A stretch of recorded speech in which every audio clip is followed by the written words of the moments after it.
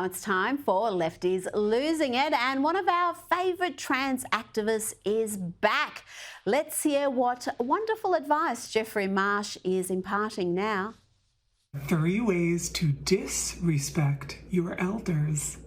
So if you're dealing with a narcissistic parent or a bullying boss at work, you need to 1, play innocent.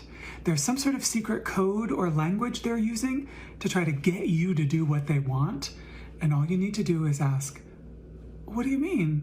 I don't get it. Could you explain that? Be innocent.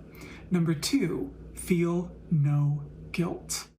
That's about all I can stomach, but I know some of you are desperate to know the 3rd way you can disrespect your elders. Number 3, limit contact. Don't do extra. Don't go above and beyond. He really does give the worst advice. Let's just look how overjoyed old mate Jeffrey is when he hears trans activists have damaged J.K. Rowling's reputation. Hi, you won against Ms. Rowling. No, it hasn't quite happened yet, and this is conjecture and rumor. Warner Brothers has been trying to buy the Harry Potter franchise from J.K. Rowling because, largely because the actors refuse to do another project unless she's gone because of her transphobic comments. So because of boycotts, because of you speaking up, because of you making her views, her bigotry a liability, she's starting to pay the price. Thank you so much for caring. Thank you so much for caring. It is working.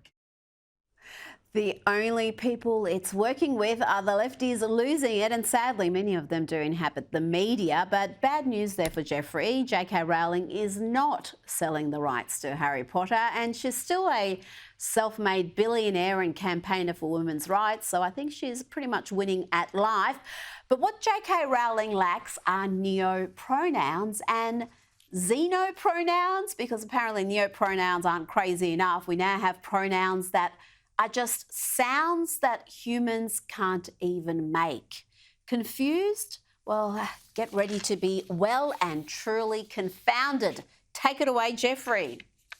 Xenopronouns refers to any pronoun a person has that is unspeakable, that is unworkable in the language of a person.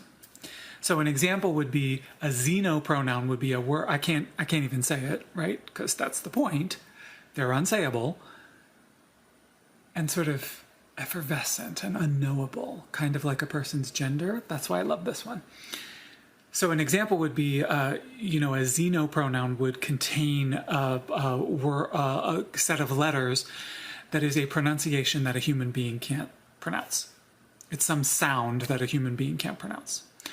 Or that a xenopronoun contains an image or a concept that it's alluding to that is actually something that language has no way to express. The movement of understanding where non-binary people come from can sometimes take us into very lofty, beautiful, spiritual, poetic places. Lofty, beautiful, poetic. I would have used different adjectives. I think we can all agree that Jeffrey identifies as self-delighted and absurd. And talking about absurd, let's check in with the broken lefties of MSNBC. Trump is literally crazy on stage, and I say it not in a good way. Not well, not fit, not mentally capable of holding together a sentence when his prompter goes down. Yes, they are still trying to gaslight the nation that it's Trump who is not cognitively fit, not Biden. Remember this epically demented rant from Joe Scarborough? He's cogent, but I undersold him when I said he was cogent. He's far beyond cogent. In fact, I think he's better than he's ever been. Intellectually, analytically, start your tape right now because I'm about to tell you the truth. And F you if you can't handle the truth. This version of Biden, intellectually, analytically, is the best Biden ever. Oh, that is wonderful stuff. You really should get some sort of a Netflix comedy special, because that is champagne comedy right there. Let's take a look at Biden being the best he's ever been.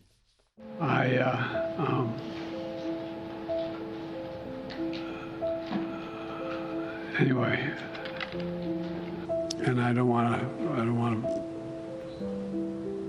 well, maybe choose my words. And I'll go ahead and just pull a shrine. Los Angeles and what am I doing here? From the... And the leader of the free world was in sterling form last night after a big Democrat fundraiser in LA with many A-listers there, the usual suspects, George Clooney, Julia Roberts, Barbara Streisand.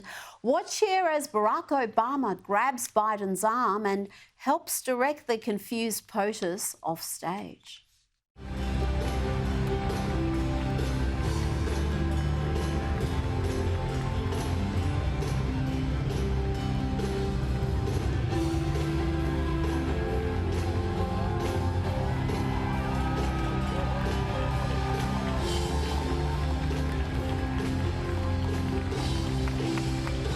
I think we found out who the puppet master is. No wonder many savvy pundits consider this Obama's third term, and it's been his most disastrous yet.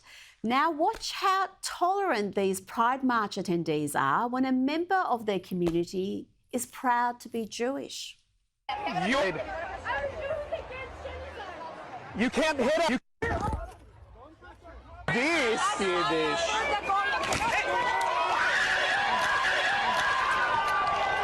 I have been a lifelong LGBTQ activist. I believe in the values of protecting LGBTQ people, but they are attacking us in the middle of a Pride March. Am I not supposed to be welcome within my own LGBTQ community because I am Jewish, because I'm Israeli? We have people of all nationalities here, all different types of LGBTQ people, and we're being booed right now.